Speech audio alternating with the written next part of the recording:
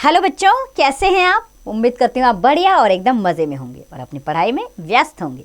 तो चलिए आपकी पढ़ाई को हम आगे बढ़ाते हैं और पढ़ते हैं एक अच्छा सा निबंध जिसका नाम है भारत की सांस्कृतिक एकता। तो बच्चों, अपने इस निबंध को शुरू करने से पहले हम उसका संक्षिप्त परिचय ले लेते हैं। बच्चों, इस निबंध के लेखक बाबू गुलाब राय हिंदी के प्रतिष्ठित साहित्यकार और चिंतक हैं। इस निबंध में बताया गया है कि भारी भेदों के होते हुए भी हम सांस्कृतिक रूप से एक हैं। वास्तव में बाहरी भेद हमारी कमजोरी नहीं वरन शक्ति है। इसीलिए हमें अपनी सांस्कृतिक विरासत पर गर्व करना चाहिए। तो आइए देर नहीं करते अपने निबंध को शुरू करते हैं। देश राष्ट्रीयता का एक आवश्यक उपकरण है। भारत भूमि की नदियों के प्रभाव को प्राकृतिक विभाजन रेखाएं बताकर तथा धर्मों एवं रीति रिवाजों के भेद को आधार बनाकर हमारी राष्ट्रीयता के विचार को खंडित करने के अर्थ में, खंडित यानी कि उनको टुकड़ों में बांटना, खंडित करने के अर्थ में हमारे कुछ हित चिंतक इस देश को देश न कहकर एक उपमहाद्वीप कहते हैं। हमारी राष्ट्रीयता को चुनौती देने के लिए उत्तर दक्षिण, अवर्ण सवर्ण, हिंदू मुसलमान, सिख ईसाई जैन के भेद खड़े करके हमारी संगठित इकाई को क्षति पहुंचाई गई। क्षति यानी कि नुकसान पहुंचाया गया। अर्थात हमारी राष्ट्रीय एकता को खंडित करने के लिए चाहे जाति धर्म हो, इसके नाम पर उन्हें अलग अलग करने की कोशिश की गई। कई बार भाषा का बवंडर उठाया गया ताकि आपसी झगड़े और भाव में हमारी शक्ति का हास हो और विदेशी शासकों का राज्य अटल रहे। अर्थात हमें बांटकर विदेशी ताकतों ने यहाँ पर राज करने की सोची। पहले तो प्राय सभी देशों में जाति, भाषा और धर्मगत भेद हैं, किंतु एक केंद्रीय भाषा सबको मिलाए हुए है। जिस देश में भेद नहीं, उसकी इकाई शून्य या दरिद्र है। संपन्नता भेदों में ही है, किंतु भेद इतने नहीं होने चाहिए कि उनमें सामंजस्य ना हो, अर्थात तालमेल ना हो। तो बच्चों, सोचकर बताइए देश के अंदर कौन से भेद होते हैं? तो बच्चों, देश के अंदर जाति, भाषा और धर्मगत भेद होते हैं। भेदों के अस्तित्व से इनकार करना मूर्खता होगी। अर्थात भेद तो हैं और उनकी उपेक्षा करना स्वयं को धोखा देना होगा।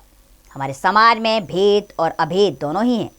हमारे पूर्व शासकों ने हमारे भेदों को अधिक विस्तार दिया, जिससे हमारे देश में फूट की बेल पनपे और इस भेद नीति से उनका उल्लू सीधा हो। हमारे अभेदों की उपेक्षा की गई या उनको नगण्य समझा गया, अर्थात उनको ना के बराबर समझा गया। हम में हीनता की मनोवृत्ति पैदा हो गई। हमारे देश की नदियाँ, जिनको विभाजन रेखाएं कहा जाता है, हमारी भूमि को उर्वरा और शस्य श्यामला बनाती हैं। हमारी भौगोलिक इकाई हिमालय पर्वत और सागर से है, उन्हें छिन्न भिन्न किया गया है। इसमें कुछ राजनीतिक स्वार्थ भी सहायक हुए।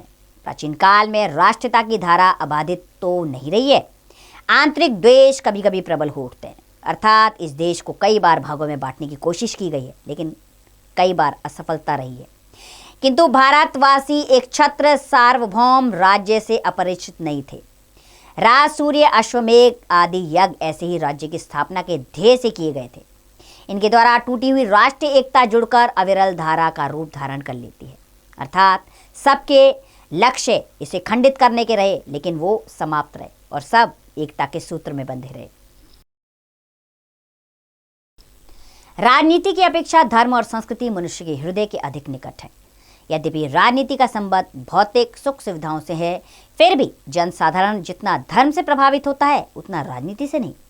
हमारे भारतीय धर्मों में भेद होते हुए भी उनमें एक सांस्कृतिक एकता है जो उनके अविरोध की परिचायक है।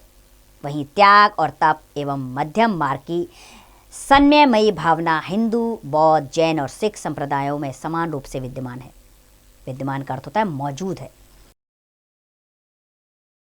एक धर्म के आराध्य दूसरे धर्म के महापुरुषों के रूप में स्वीकार किए जाते हैं।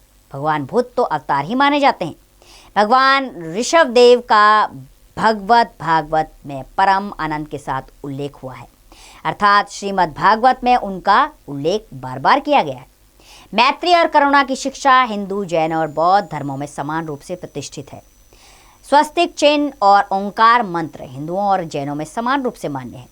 कमल, हाथी और अश्वत्थ वृक्ष जो पीपल है, बौद्ध और हिंदुओं में समान रूप से पूजनीय माने गए हैं। पारसियों और हिंदुओं में अग्नि की पूजा समान रूप से होती है। सिख गुरुओं ने हिंदू धर्म की रक्षा में योगदान ही नहीं वरन उसके लिए कष्ट और अत्याचार भी सहे।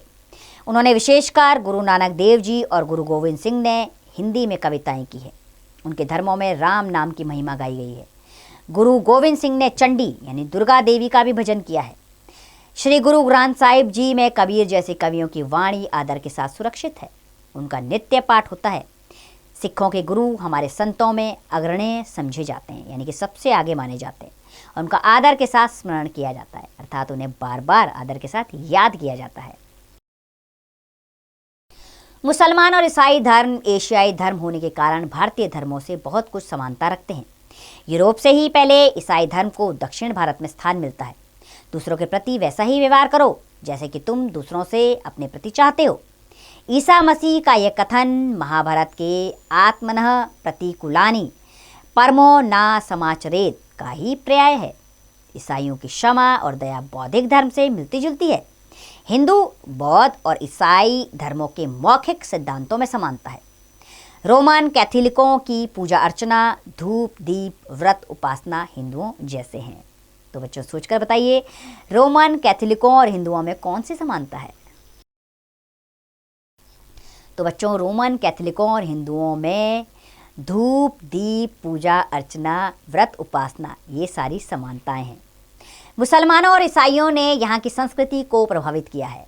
वे यहाँ की संस्कृति से प्रभावित हुए हैं। भारतीय सूफी कवियों ने वेदांत की भावभूमि को अपनाया है। उनके ग्रंथों में हिंदू परंपराओं, कथाओं, विचारों, देवी देवताओं और प्रतीकों के समावेश हुए हैं। तानसेन और ताज पर हिंदू मुसलमान समान रूप से गर्व करते हैं। जायसी, रहीम, रसखान आदि अनेक कवियों ने अपनी वाणी से हिंदी की रमणीयता बढ़ाई है। रसखान के रवैये तो सचमुच रस की खान है। प्राचीन काल से भारतीय धर्म और साहित्य ने राष्ट्रीय एकता का पाठ पढ़ाया है। सभी काव्य ग्रंथ, चाहे वे उत्तर के हों चाहे दक्षिण के, रामायण और महाभारत को अपना प्रेरणा स्रोत मानते रहे। संस्कृत, प्राकृत और अपभ्रंश के काव्य ग्रंथ उत्तर दक्षिण में समान रूप से मान्य है। कालिदास के रघुवंश और भवभूति के उत्तर माचरित और उत्तर और दक्षिण के प्राकृतिक दृश्यों का बड़ी रसमयता के साथ वर्णन किया गया है। हिंदू तीर्थाटन में धार्मिक भावना के साथ भारतीय राष्ट्रीय भावना भी निहित है। शिवभक्त ठेठ उत्तर की गंगोत्री में जाह्नवी का जल लाकर दक्षिणी सीमा के रामेश्वर, पूर्व में जगन्नाथ और पश्चिम में द्वारकापुरी के मंदिरों में चढ़ाते हैं। इनके तीर्थाटन से भारत की चारों दिशाओं की पूजा होती है, अर्थात सारे धार्मिक स्थल एक दूसरे से जुड़े हुए हैं। भारत की 7 पुरानी पुरियां पवित्र और मोक्षप्रद मानी जाती हैं। इनकी यात्रा भी की जाती है और प्रातः स्मरण भी किया जाता है। इनके नाम हैं अयोध्या, मथुरा, मायापुरी जो हरिद्वार में है, काशी, कांची, अवंतिका जो उज्जैनी है, द्वारावती जो द्वारका है। स्वामी शंकराचार्य ने भारत की चारों दिशाओं में अपने मठ स्थापित किए थे। उत्तर में ज्योति मठ, दक्षिण में श्रृंगेरी मठ, पूर्व में गोवर्धन मठ और पश्चिम में शारदा मठ। यह भगवान शंकराचार्य की दिव्यज्ञ के कीर्ति स्तंभ ही नहीं वरन भारत की एकता के भी परिचायक चिन्ह है। दक्षिण के सभी आचार्यों के संप्रदाय अविरोध भाव से फले फूले और विकसित हुए। बंगाल के चैतन्य महाप्रभु के संप्रदाय ने मथुरा वृंदावन में अपनी शिष्य परंपरा स्थापित की।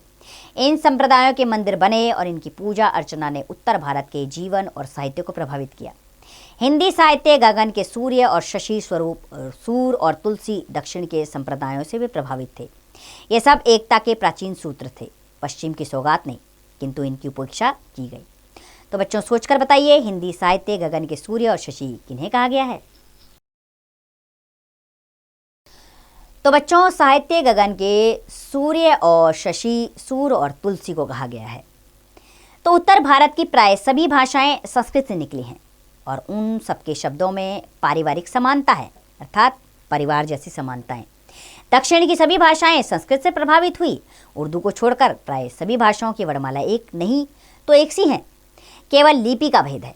भारत की प्राय सभी भाषाओं का साहित्य भगवान राम और कृष्ण की पावन गाथाओं से परिपूर्ण है।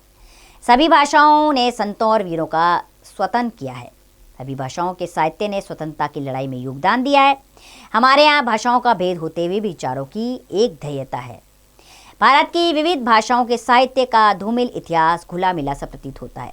उनके बीच में कोई दीवार नहीं थी। मीरा गुजराती और हिंदी में समान रूप से कवियत्री मानी जाती है। मीरा के गीतों से बंगाल भी प्रभावित हुआ है। भूषण की वाणी का महाराष्ट्र में भी आदर हुआ है। संत तुकाराम आदि महाराष्ट्र संतों ने अपनी कविता में हिंदी को भी अपनाया। विद्यापति समान रूप से हिंदी, मैथिली और बंगला के कवि माने जाते हैं। कबीर, दादू आदि संतों का व्यापक प्रभाव रहा है। उन्होंने अपने एक तारे की तान में सारे भारत को बांध दिया। तुलसीकृत रामचरित्र मानस का मराठी और बंगला में भी अनुवाद हुआ। सूरदास के भजनों को प्राय सभी प्रांतों के कवियों ने अपनाया। बंगला के वंदे मातरम और जन गण मन राष्ट्रीय गीत बने। वेशभूषा, रहन सहन और शक्ल सूरत में भेद होते हुए भी भारतवासी अपने जातीय व्यक्तित्व के कारण पहचान लिए जाते हैं। हमारा एक जातीय व्यक्तित्व है कि हमारी जातीय मनोवृत्ति, रहन सहन, रीति रिवाज, उठने बैठने के ढंग, चाल ढाल, वेशभूषा, साहित्य, संगीत और कला में अभिव्यक्त होता है।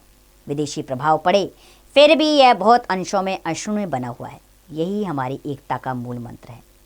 तो बच्चों, ये लेख लिखा गया है बाबू गुलाब राय द्वारा, जिसमें उन्होंने ये हमारे समझाने का प्रयास किया है कि अनेक विभिन्नताएं होते हुए भी भारत एक राष्ट्र है। अनेक भाषाएं, अनेक संप्रदाय, अनेक रीति रिवाज, पहनावा, खान पान, लेकिन फिर भी हम सब एकता के सूत्र में बंधे हुए हैं।